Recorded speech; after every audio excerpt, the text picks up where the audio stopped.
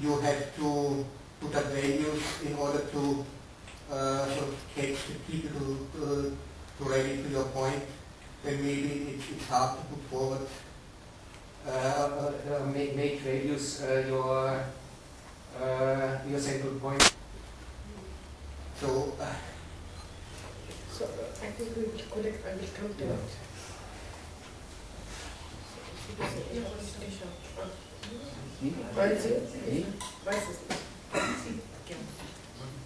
Ich weiß nicht, wer das war.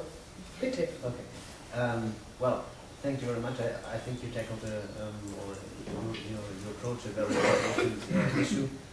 I wonder, while you were talking, I was wondering, what are we talking about when we talk about values, first of all, and I thought about the reason why, as you said, why it was left, or why it is left more to the extremes, and especially the right-wing extremes. And I would think of that one of the big reasons is the postmodernity, which is a value in itself by those who like it.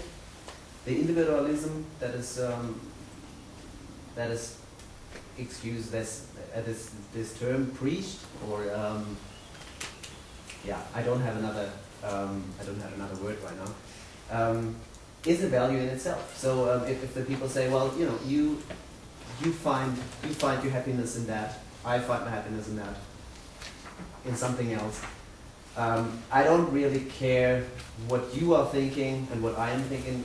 I had a lot of discussions with people who think that is really a value, and it is to a certain extent. But the groups that you were talking about, they go exactly the other way. They are talking about values that are binding and that are bringing the people together or holding something together. So, to sum up, I would say both are talking about values, but one kind of value, the individualism, has, like, in itself the fact that everybody goes kind of his or her own way. Maybe that's too generalizing, but just that was just something that popped up in my head. Can I just react quickly to these? I would like to challenge this position and say, is it really like this? Because if this would be the new approach, we would not be having so many conflicts appearing. If we would say, okay, this is these are my values, and the way I look at things, and you have yours, and we can walk side by side. Our society are preaching sometimes, but not implementing, and this is a problem of politics anyway. Yeah? But let's take the discourse, for example, on Muslims in the West, on Muslim citizens in the West. If we take Germany, the debate on the hair cover, yeah, the scarf. It wasn't an issue of, okay, you have your own way, and I have my own way, and we can live together. No, it's not. If you go to the issue of the caricatures just recently, which actually blowed, and again, it was seen how powerful issues on moral and values can move, I mean, millions of people on the street, of which nobody thought would be able to move. And I was actually looking at many of the, especially Arab countries, and wondering, have these people on the street seen this? No, they haven't. The majority didn't even see it. But it was so powerful that it could have them move. And then talking about, okay, freedom of speech or of press. So we have our way, you have your own way. I'm not sure if this is really what is actually existing at the moment in politics, and therefore I think we need something. We need a more critical self-analysis, and I think this is also part of the overall theme, actually, of this conference and Freud's idea. You know, you have to start with your own self now before going actually to the other. But let me just use one other example. I will give you the word immediately. what you were saying. You know, my problem is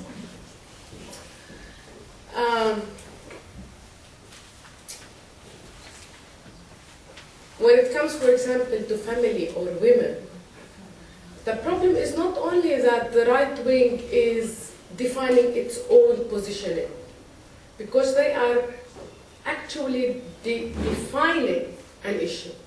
I was recently asked by an Austrian journalist after there was an article in the newspaper, in the Austrian newspaper, actually an interview with the new minister from Hamas, a woman, on the women issues. And the Austrian journalist thought this lady, who is Hamas, is actually very open-minded, you know, because when it came, for example, to scarf and women, she said, no, Hamas will not be putting this as a must to everybody. We will not issue a law saying all women have to be veiled, yeah? But we will inform women what the scarf would mean to their own human dignity. But this sentence is actually already defining human dignity in a one-sided definition, and we others are saying, okay, I mean, we will not talk on this issue. And I was saying to our left, I was having a talk with some of the leftist politicians in our Palestinian context, and saying, okay, I mean, do you have, forget the scarf, don't talk about the scarf, but do you have anything on the definition of human dignity today in Palestine? If you don't have anything, okay, let's go home, I mean, and leave it to them to decide. But you just cannot leave this sentence as it is and then say, okay, I have nothing really to contribute. And I think the tragedy is that the discussion has become so absolute. And therefore, we need to challenge ourselves, and I think this is where we still have to work on. I think you were first, and then I will. It's just a short question about something you said before about having lost the power to create values or to keep on with values and morals. That was during your speech. You said something about some people, we have lost the power. And my thought was, where has it gone lost? Has it gone lost during or in the course of globalization, of individualism, or in the research of where are my values, where are my morals, and I'm having the identity confusion in front of my eyes here. In all these migration ways and courses and everything sort of going round and round and round, and where is my values? And on the research of that, we lost the power. Is it that? What do you mean? Well, actually, I meant even more. What I meant is we lost the power of standing with all our emotions for something. Mm-hmm. Again, I will talk about the Palestinian context because this is the context I know best. As I told you, I was born and raised under occupation, but I belong to a generation who grew up believing in something, fighting for something, for a better tomorrow, for a better world, for a democratic Palestinian state. This was the thing actually I was fighting for all of the last years, for a democratic secular Palestinian state. This is what my family raised me up to believe in, to fight for equality between men and women in society, for respect of other religions, Islam and Judaism. I was raised within this community with these values. Now I look at the generation of the students I was teaching, and I tell you, they have nothing to hold on, to believe in, to fight for. And you talk with them, and they just do not have any interest in politics. The left wing has left its base among the young generation, and with the escalation of the conflict, these youngsters are left to the right wing to be approached by, to be preached to.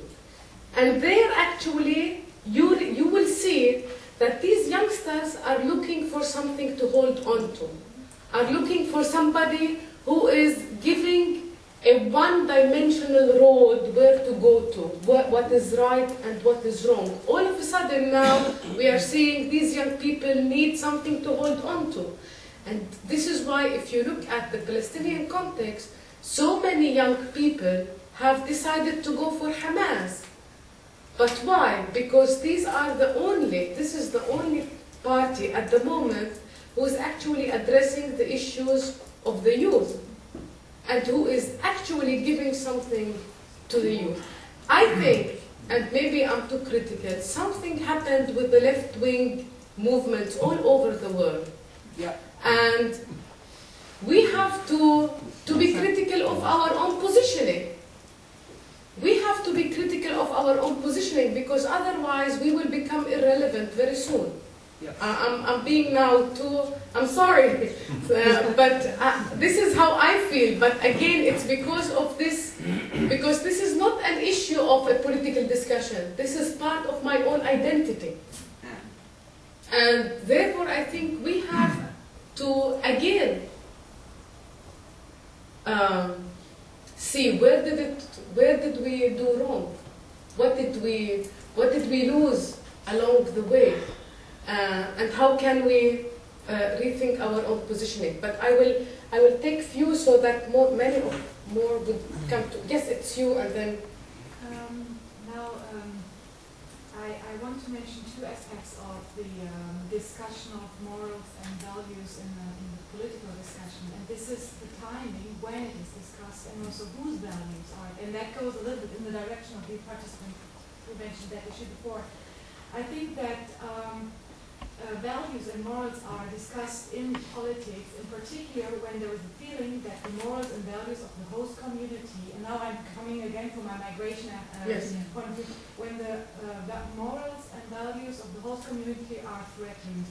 And in particular after 11 September, the attitude towards immigrants has changed, and now immigrants are more and more perceived, in particular in Western Europe, as a threat to the host community.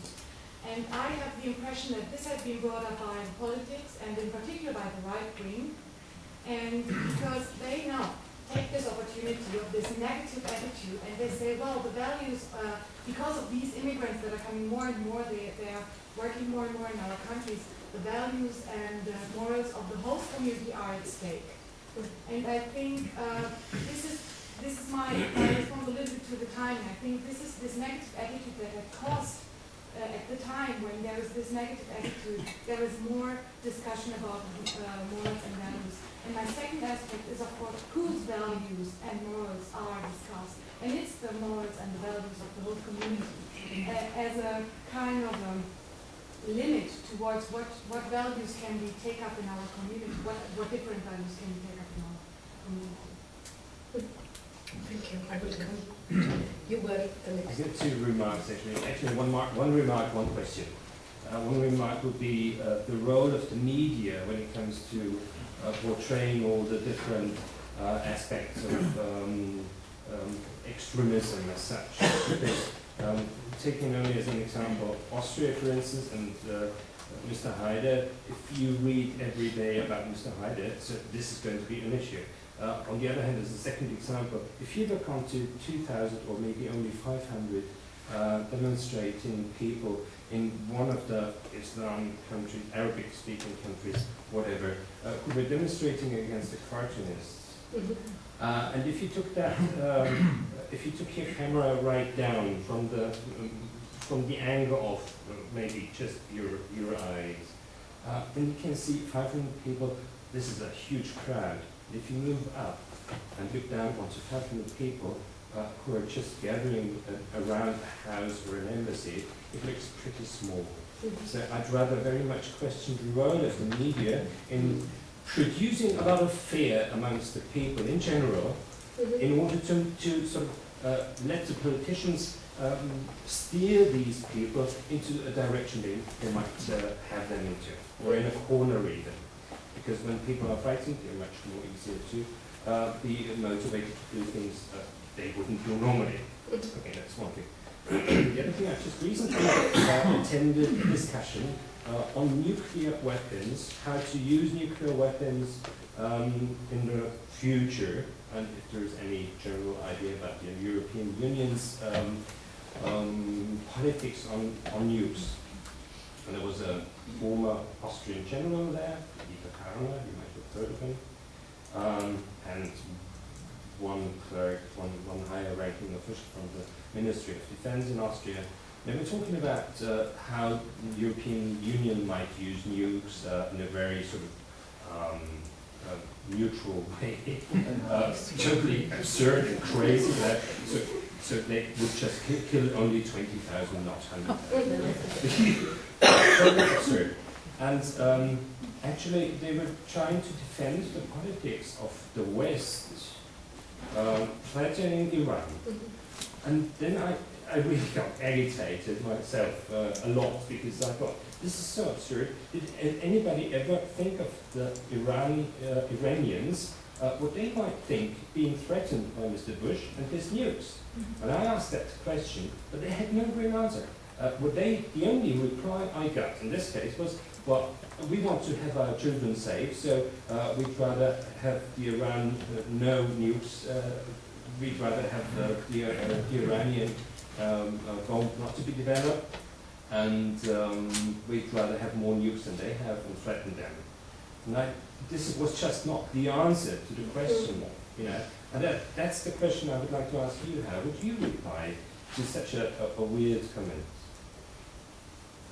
Because that is an extremism in itself as well, because the West is threatening, or the United States are threatening whoever they like, and the one who is threatened obviously has no chance to reply or to make his own weapon, which is, I mean, I don't want to have Iran bring its own nuclear bombs, but I wouldn't like the United States either.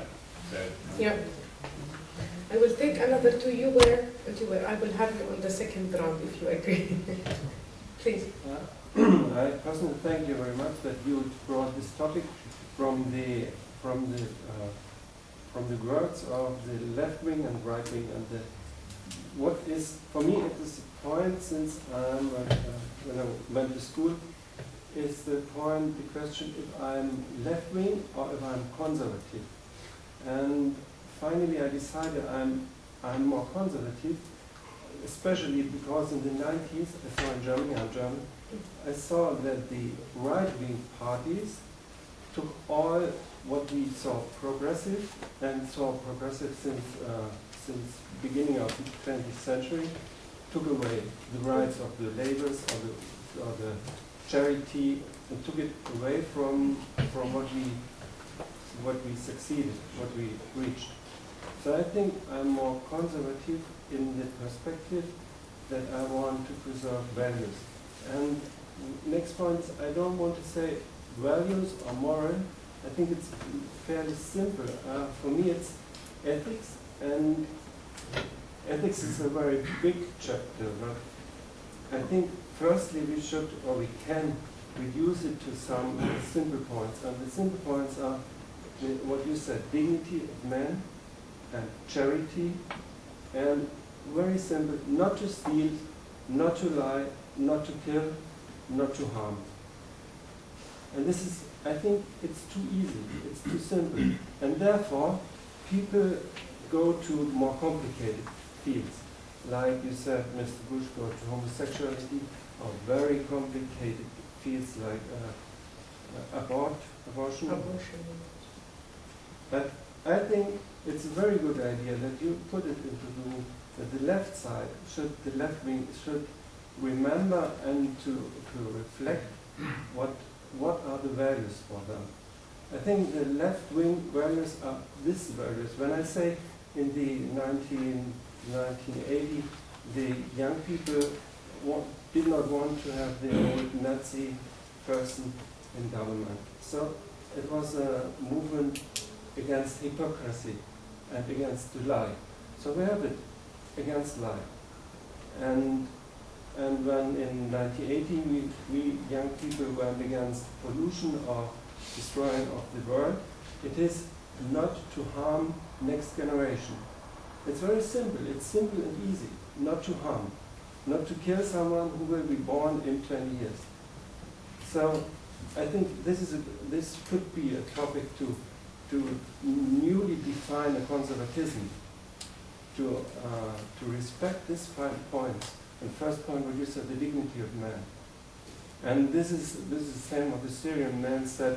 It doesn't matter where you come from or which religion. If you respect this, you are Christian or a Muslim or Hindu. Every man has this insight, and it is not so difficult to put it on top. I think to remember to answer to this postmodernism. This is a very, very complicated way, and this is a complicated way. Postmodernism says, for me, it's more neoliberalism, not postmodernism, and for me, it's a kind of social Darwinism, and so it's against dignity. Actually, we are almost and there is much discussion. So we're already almost at the end. I will take the last 2 comments and then. Okay. There would be many things which find some kind of reply in myself, but I would like to focus. If there is a conflict, there is a polarization, and if I'm going there as mediator, I just try to take away from that polarization. When I listen to left wing and right wing, my question was, does it help to look at this in this setting with this view? And then you mentioned that there is something missing, that what you call the left wing doesn't take position. And when I connect to what the pre-speaker said, she said it's cultural confusion. And if I say everybody, including myself, and I think each of you, has this cultural confusion. Is it what I want, what my government says? Is it what I want if a globalization runs? I have to clear it myself. And that's important to transpound. It's easier to say, okay, let's take old values, but it's a question to myself to find my position. Do I know what I'm standing for? Sometimes I think, can I explain the other one what he should stand for? Definitely not. Okay.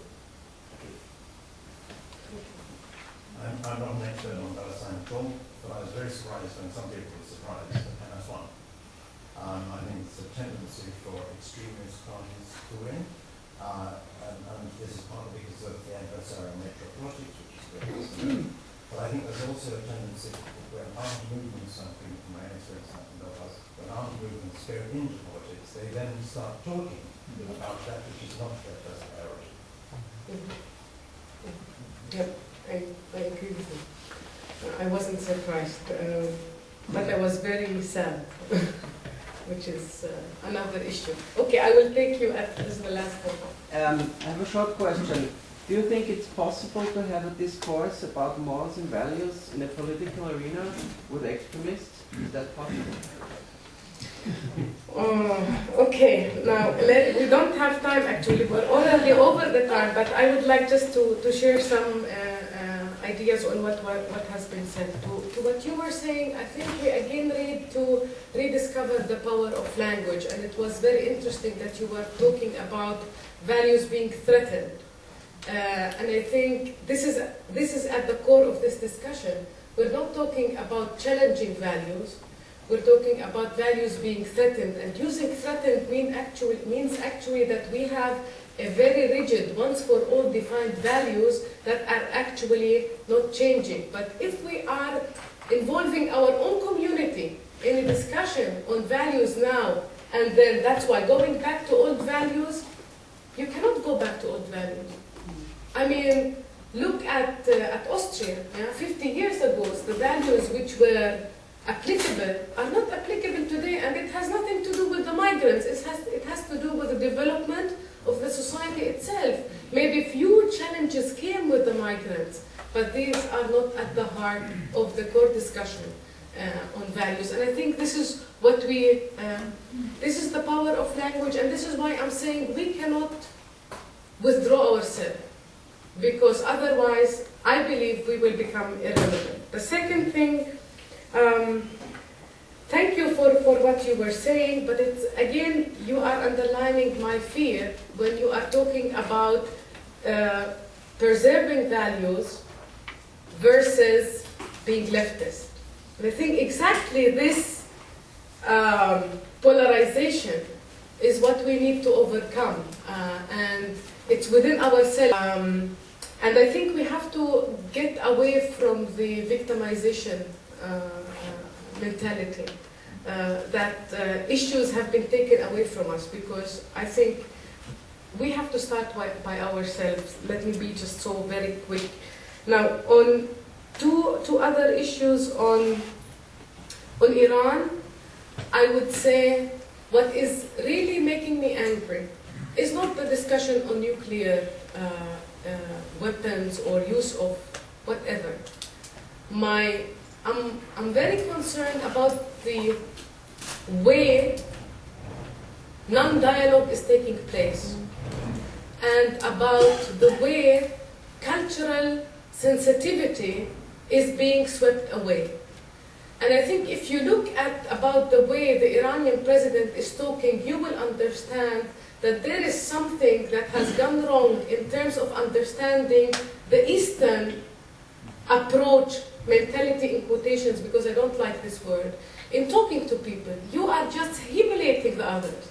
And I think this is where it has become a bigger issue than it should have been, because people are not becoming cultural sensitives in dealing with others. My last two comments on the role of media, I would go even further and say it wasn't only the media who was instrumentalizing, it was the politicians who were instrumentalizing. And this is more dangerous in the West and in the East. I think for the Arab world, it was very clear for many dictators, this is the chance for people to let go of their anger. And it's good if they let it go on an issue that is outside and it's not internal one. And then people can move on with their life. And this is what happened. People... Yeah, I'm sorry, that's not because I have it as the watch. I used it because I forgot my watch. So I think, again, there is something we need to reflect on. And my last one, sorry, I cannot come to it. I think this is very important on the issue of mediation because of the setting of the conference. But I will say a last word to your question on dialogue. Again, I was raised to believe you can have a dialogue and you should have a dialogue with everybody. If we are saying we cannot enter on dialogue on values and moral with the extremists, I think we have to rethink our own positioning, because once you are excluding them of the right of discussion, you are handing over the majority of people to these extremists, and you are underlining their point of view on dialogue and on your own self. So I think we should realize we have nothing to lose, and we should not fear being challenged by the other. And I think we should enter into a dialogue with the others, but not believing that the dialogue should end in converting the others to ourselves. Because then we can give it up already from the beginning. Thank you.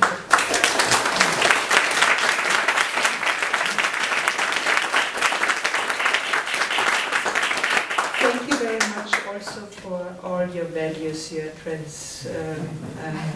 progressing to us. After the break, Habima will talk about how to mediate values, because there is the idea that values cannot be mediated. And I think this is a challenging next point that brings us not only from the global perspective, the political perspective, and also to the action of mediation. So I welcome you back after the break.